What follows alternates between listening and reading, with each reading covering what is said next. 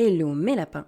Pour ce mois de décembre dans Briller à la machine à café, je vous propose de découvrir plusieurs facettes de l'exposition Proust qui est en ce moment à la BNF à l'occasion du centenaire de la mort de cet auteur.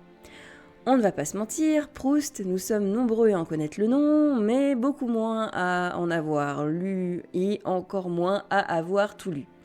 Pourquoi ? Eh bien parce que son œuvre célébrissime À la recherche du temps perdu est composée de 7 livres qui sont extrêmement fat et surtout avec une écriture qui est d'une densité absolument incroyable.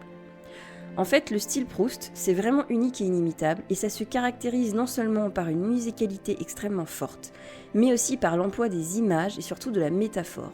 En effet, le souci de Proust ici, ça n'était pas de créer un roman, mais c'était plutôt une invitation à cette espèce de réflexion majeure qu'il a eue longtemps dans sa vie, sur le temps et la mémoire affective, mais aussi sur cette fonction de l'art, de l'écriture, qui pour lui se doit de proposer des mondes entiers, c'est-à-dire des propres mondes, et ne pas être un simple reflet d'une réalité possible.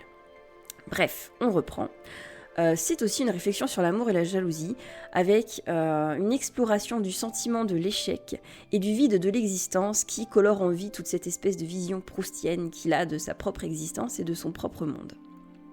La recherche du temps perdu, c'est également une vaste comédie humaine de plus de 200 personnages, et c'est incroyablement truculent une fois que l'on a conscience de tout ça.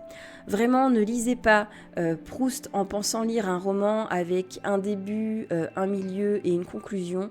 C'est vraiment autre chose. Si vous l'abordez comme ça, vous allez galérer à apprécier le style de cet auteur. Donc, moi personnellement, de mon côté, j'ai essayé de le lire effectivement comme un roman et je n'ai pas réussi. Puis ensuite, je m'y suis remise quelques années plus tard en appréciant simplement la musicalité de ses phrases et son ton qui est absolument unique. Il a un souffle verbal absolument dingue. Et surtout, c'est un auteur qui a une capacité à nous faire émerger des images et des sensations de son passé. Bref, l'exposition commence ici avec ce fameux « Longtemps je me suis couché de bonne heure » qui est mondialement connu et qui commence le cycle de tout son récit.